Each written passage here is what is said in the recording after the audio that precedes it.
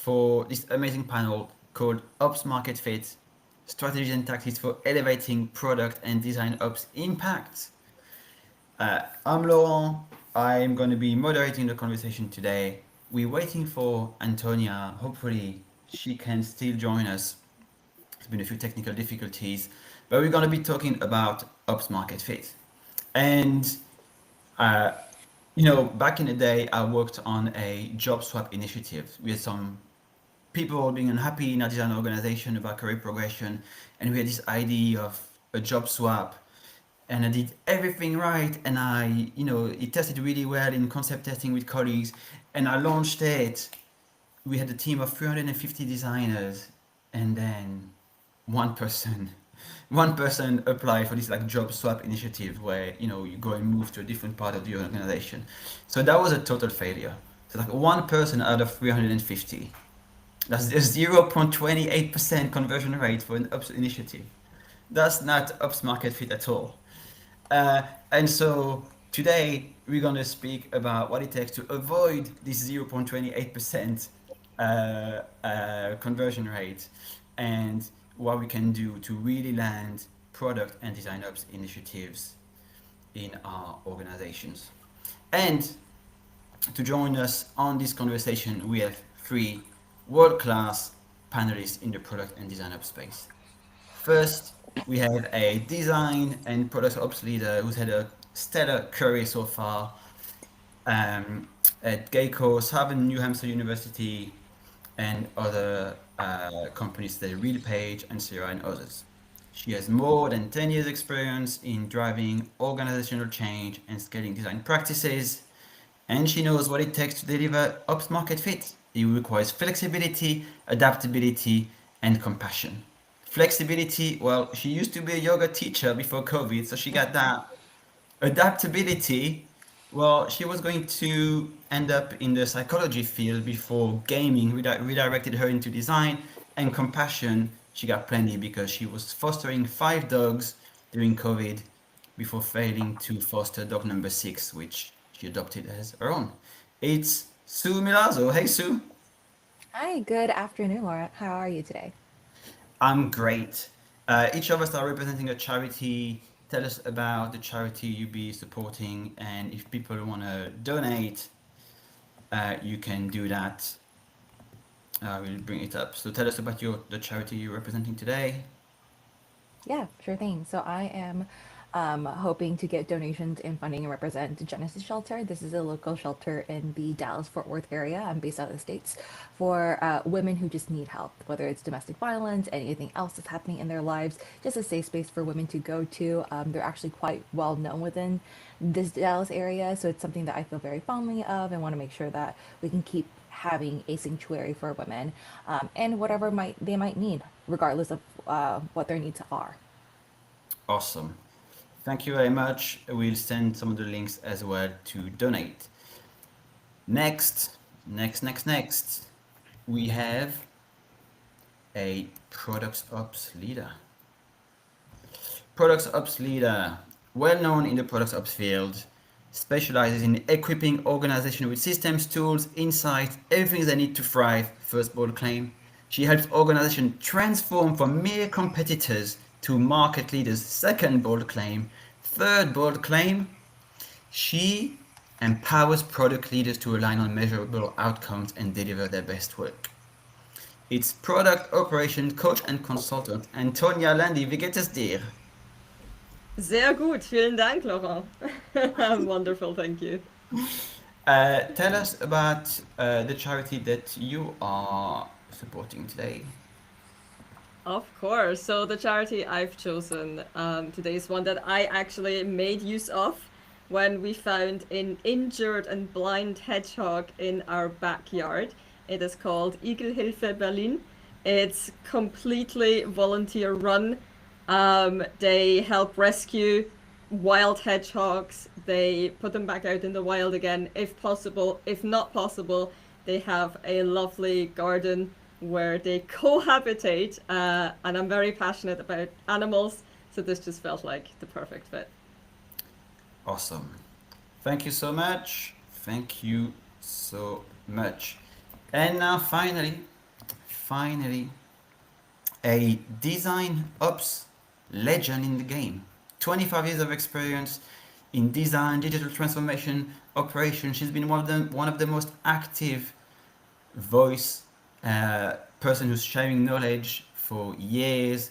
Now she's taken on a new role as managing partner at the Aligned Consulting Group, where she helps organizations embed AI, GDPR, and accessibility compliance directly into product development. Regulation, boring, huh? Not at all. She turns regulation into a strategic advantage. Compliance, shackling, right? No, she reframes compliance as an enabler to build trust and open new market and drive sustainable innovation. It's Patrizia Bertini. Hey, Patrizia. Wow, but that's an intro. Thank you, It is. Laurent. It is. Tell us about your charity. So I'm supporting QTBPOC design. QBTBPOC is queer and trans, black, indigenous, and people of color.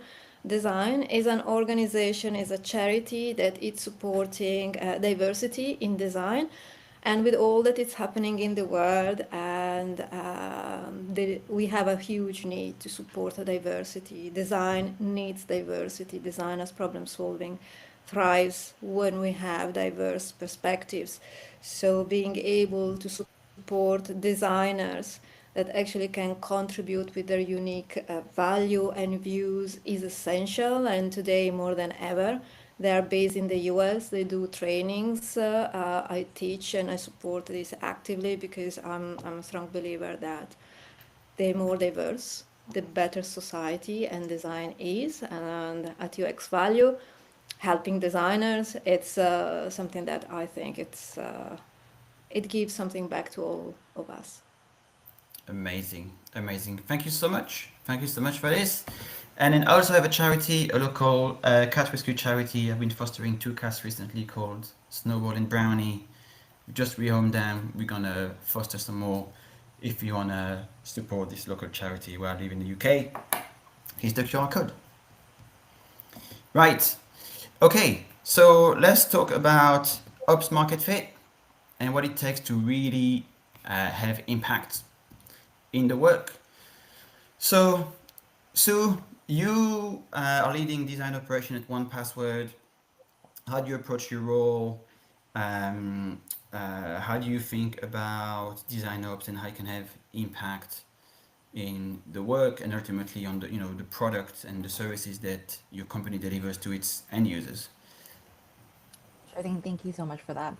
Um, so there's only one design ops practitioner at One Password. It is me, myself, and I support approximately a team of 40. Which this ratio is uncommon. 1 to 40 is pretty common when you are pretty immature from a design ops stage.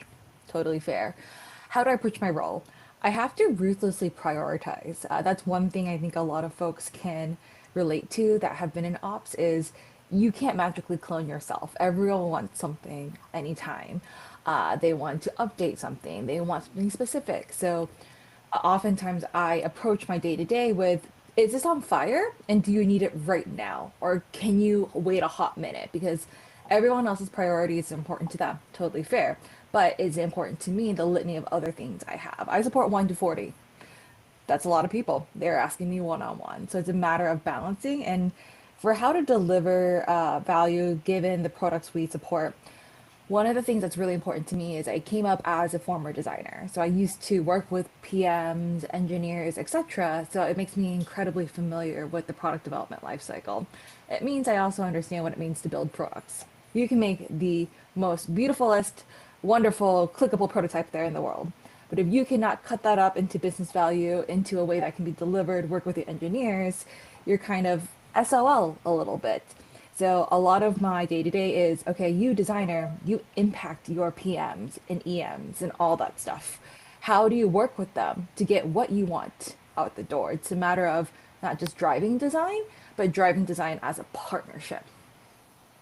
Great, great. So being a real partner and in that, sometimes I guess you have to push back on some of the stuff that design wants and think about how do I drive, collaboration between the different discipline. You also talked about, it's a balancing act And Mhm.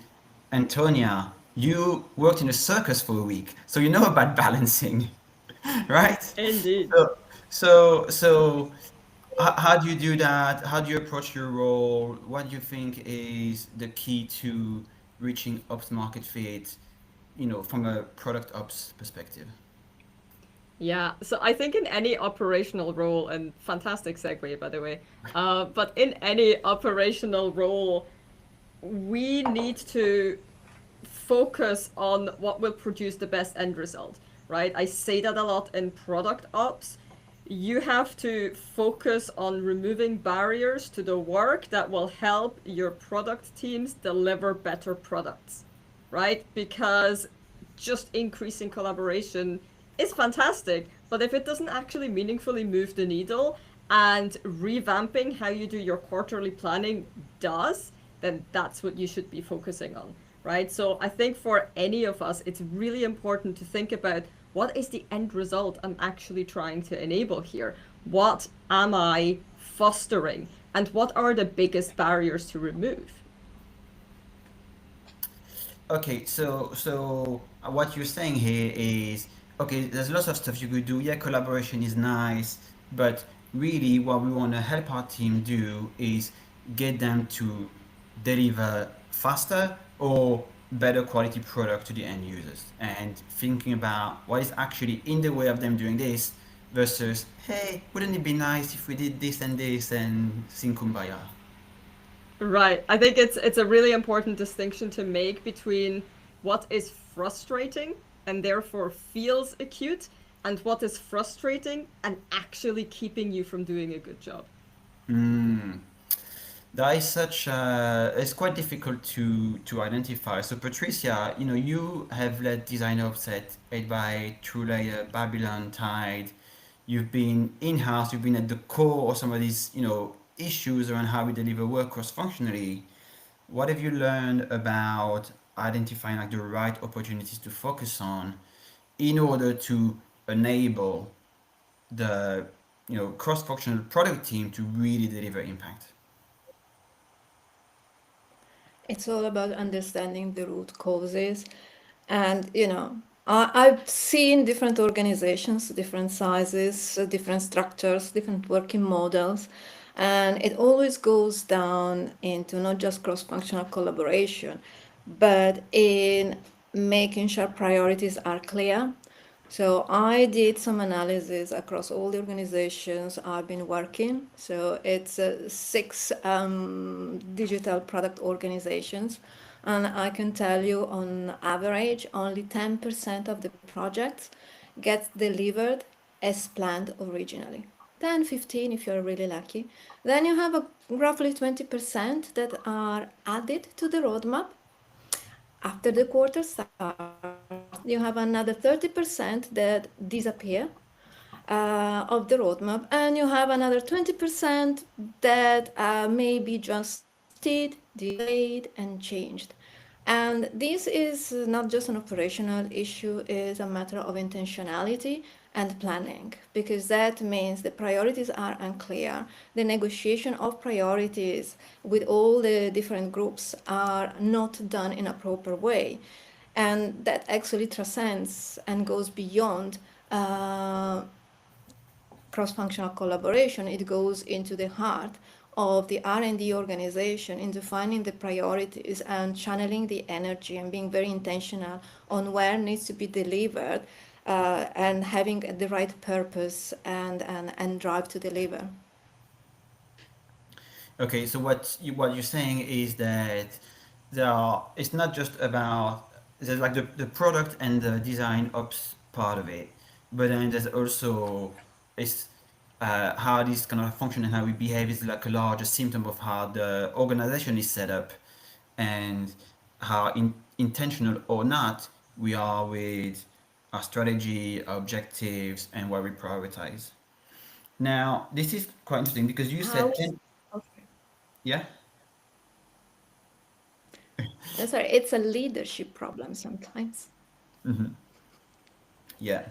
But so one thing that was quite interesting, you said 10%, in your study, 10% of the project gets delivered as planned. is that really a marker of success? Because sometimes, product and design work is a bit messy, and sometimes we uncover new things and we say, oh, well, this is new information, and now we really want to create a great product, so we're not going to deliver as planned. It's going to take us, 3 more weeks or 2 more sprints or whatever, right? So at that point, I'm not going to deliver as planned, but I'm still doing the right thing. So is that the marker of success? It'd be good to get your thoughts on that, Patricia. So you have different metrics. You have, yes, delivering according to plan is good. If we didn't had 30% of projects that disappear from the roadmap, which actually are an indicator of poor leadership, poor strategy, poor vision, and if deadline, shifting deadline, which is another 20%, it's acceptable for what you say, but then you have another 20% of things that are added. They were not planned, which means literally you are true. 10% delivered as planned is okay, but you also measure what is the average delta between the plan and the delay, so that over time you have sufficient data to be able to do a planning that takes into account the variability, because over time you know that, hey, if you face a very complex project, if the project is it's about innovation, you have maybe a 20 30% variation.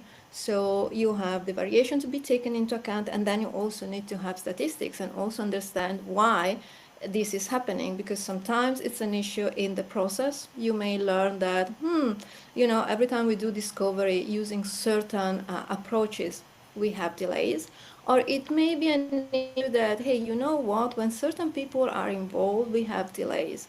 So let's try to understand how we can upskill them and help them to be more effective in what they do. So it's about understanding the root cause. 10% deliver as planned is not success if you take in isolation, but you have to have a systemic approach and understand what are the variables influencing that, and acknowledge that having projects that gets deleted or added after the planning is just poor vision strategy from the R&D organization. Okay, got it, got it. So that's kind of more like the planning and prioritization stuff. But then when we work on an initiative, what does it, one of the things that people often say for product and design ops is that change management is really crucial to deliver an initiative, right? And Sue, this is your bread and butter. I know you have tons of stuff. I learned a few things from you around change management. How do you approach change management? Uh, what kind of metaphor can you use there to help us dial up our change management skills? Tell us. Sure thing. So with change management, this is probably one of the trickiest skills as an ops practitioner that you can really delve into. One thing I've noticed within the realm of ops or even designers, perhaps even PM, just because you say, here's our new process, does not mean anyone has to listen to you. No one technically has to adopt it. You could spend hours, blood, sweat, and tears. I think, Laurent, you even mentioned your initial project that you got very little traction on. You could do all of that and it could mean nothing. Not to say it wasn't nothing, it's not adopted. And like any product, if it's not used, it's not successful. Not to say that your work wasn't good, it's just the utility isn't there. So when it comes to change management, I don't know if this is an analogy, but it's my favorite way of figuring out how to implement small change. Big change freaks people out. People are just not comfortable with it. If you disrupt their workflow, it makes things deeply uncomfortable.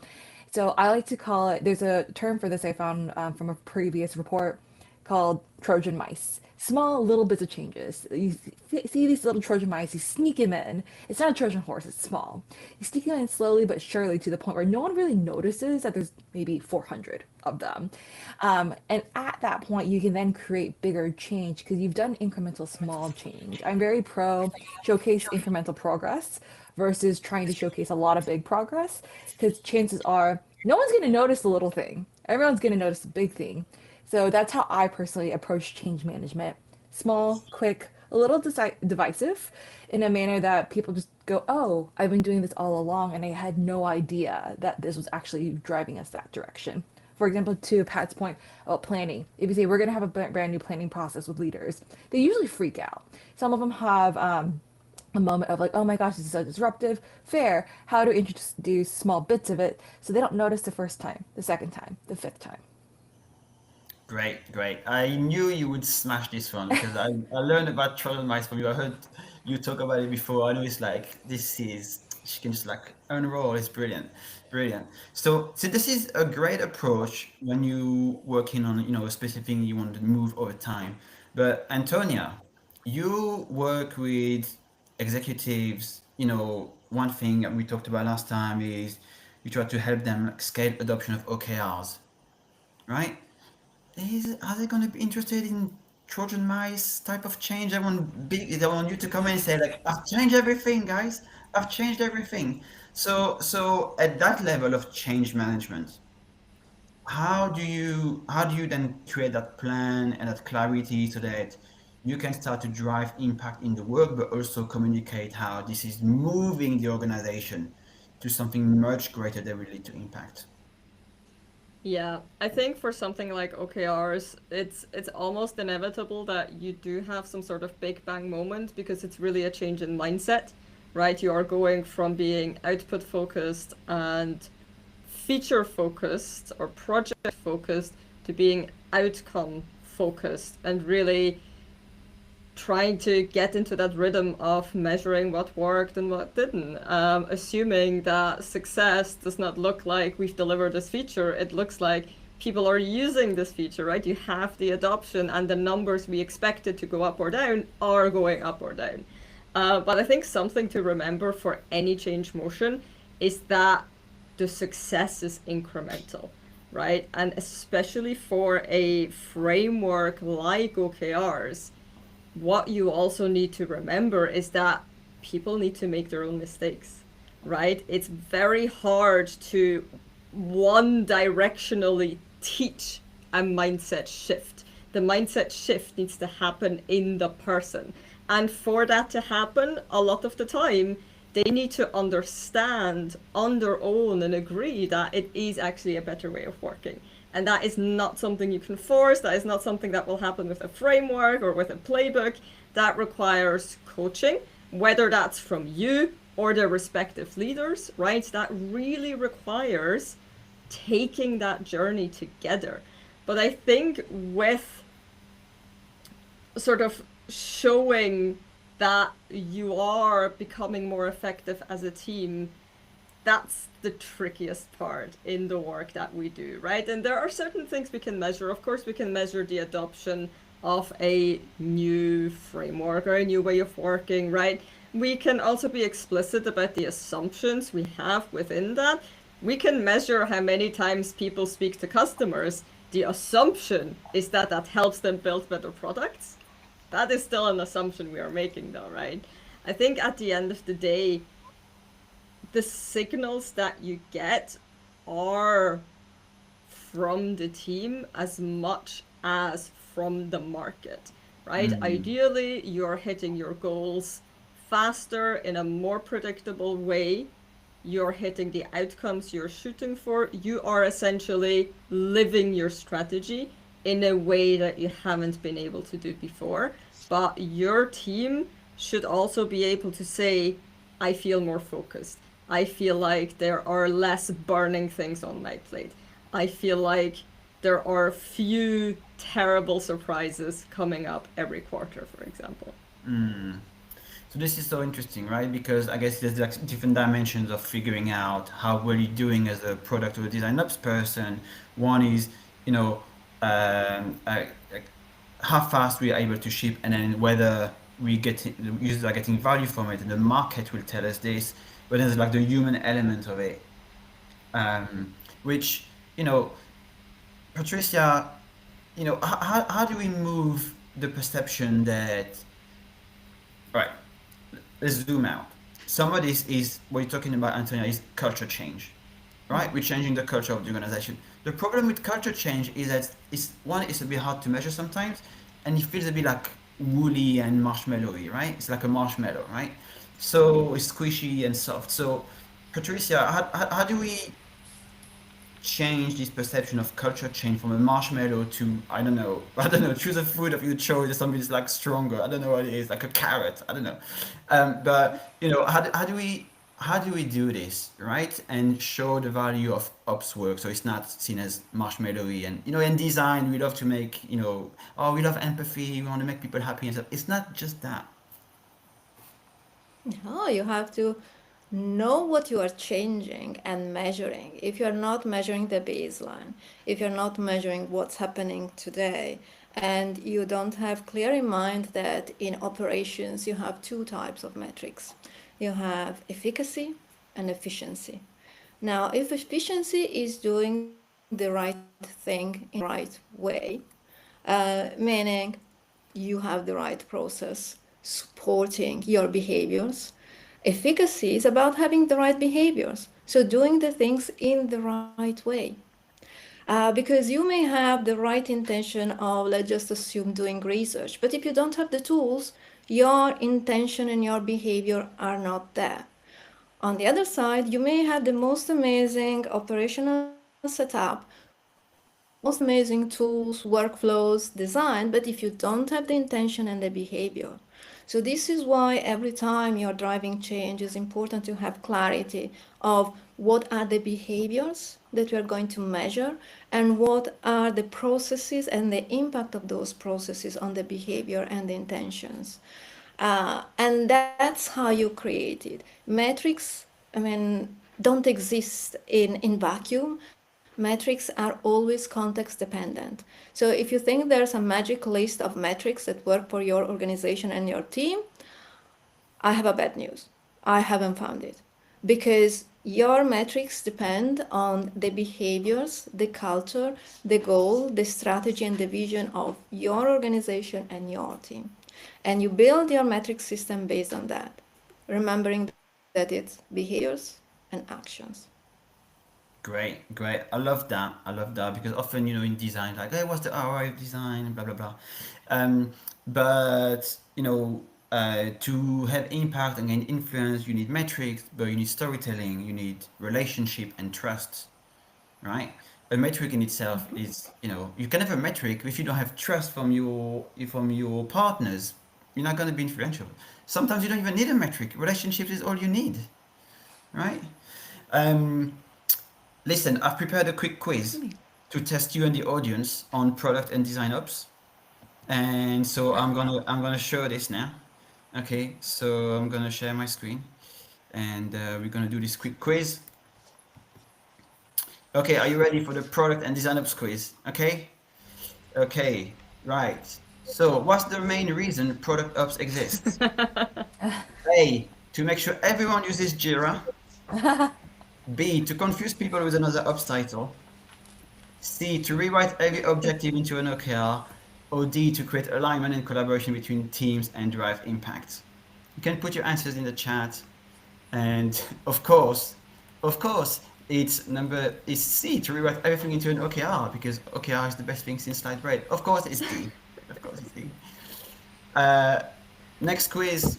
A big win for design ops is often moving Figma files around to confuse stakeholders even more, helping design teams scope, estimate, and plan their work to drive quality faster, organizing events to make designers feel happy because designers love empathy. Of course, it's B. Of course, it's B. I have two more cool ones. Who coined the term product operating model? Is it Marty Kagan, Antonia Landi, or Steve Jobs?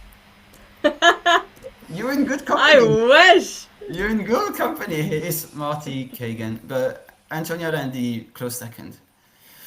That's And then fine. finally, if product and design ops went on a team building event together, their shared motto would probably be, we're not the team's admin. Ops, I did it again. C, we make shit happen. Or D, create your own. And what would be your Sue? What would be your team motto? All the above. All of the Yeah, I Because was above. I gonna feel, say. yeah, I think I say all these things at least one time a day. And that's kind of the beautiful thing about being an ops practitioner. Because there are some times I'm like, oh, oops, Ops. I did it again. I didn't mean to. I think it just depends on how you want to frame it.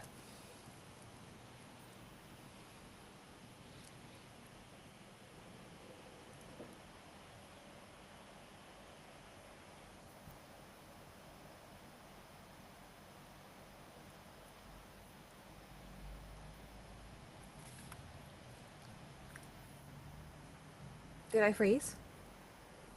No, you're fine. Okay. Okay. Oh, perfect. Can we carry on for a couple of minutes? Sure. Well, anyway, this is now a prompt to donate to charity. So this QR code links to a Stripe landing page for each of us, and any donations we're going to send to the charities. Personally, if you donate to my charity, I will post the receipt on my LinkedIn page to show you where the money has gone. And you can also find the links in the events and on YouTube and stuff. Okay, right. Dave, if we're okay to carry on, we'll carry on. Um, One thing we talked about is metrics, but metrics in itself is not enough. You also need, relationship and storytelling. So, Antonia, I want to start with you on this. Um, you sometimes work on a very broad remit. You come in and do an assessment of the organization to tell them everything that's wrong with them. Or sometimes you brought in on a narrow remit and like, we just want you to do this thing and scale OKR and stuff. So how as the coach and consultant, how do you position yourself? How do you tell the story of what needs to happen to bring people on board what you're trying to do? So the almost cruel thing is that as a external person, I have more trust and a more concrete mandate than I ever had as an internal person, which is awful if you think about it, but it's really it's storytelling before I arrive. It's this, oh, we've hired an expert consultant to solve this problem for us. So it's like part scapegoat, part expert, they paid good money for. That kind of gives you already a foot in the door. But when you're inside there, and this happens a lot when we'll do a narrow remit, is that as you start discovering, you will find out the bigger ticket items that are really the root cause.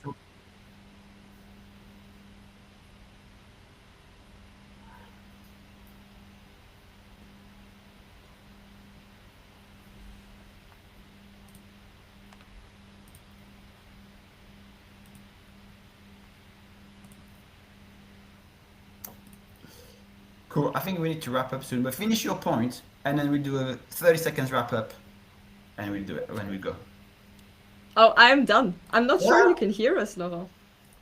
Maybe not. It looks like someone is shouting in my ear. Yeah. Maybe it's something else. I don't know. Anyway, it's an announcement on the platform, maybe. Um, right. Let me just get out of here. Oh, maybe that's why. I don't know. I don't know. Anyway, Sue, quick final piece of advice, whether it's storytelling or something else. What's one key thing you've learned about being effective in an ops role? Tell us all. Goodness. Okay. I think it's making sure that you're protecting your time and space. As an ops practitioner, it can be quite easy to take on all the world's problems. You're not going to solve everything at once. That's okay. Ruthlessly prioritize. Also, protect your time and your sanity. You cannot do good work if you are burned out. So make sure you are being really mindful of not just your teammates and the folks you support, but you yourself. That is amazing. And if you're interested, yesterday Joni did a talk on this and gave some frameworks and tools and mindset changes for thinking about managing your time and your health and your workload. So go and check it out. It's like replay on YouTube. And Patricia,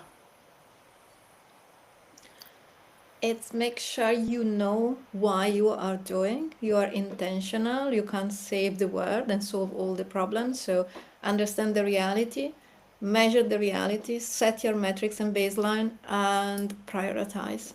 And be true to yourself and to your priorities. amazing, amazing. Thank you so much. This was way too short, and we need to do a part two, I think. So if you're up for it, we'll do a part two at some point. Thank you so much for joining. Thanks for everyone here.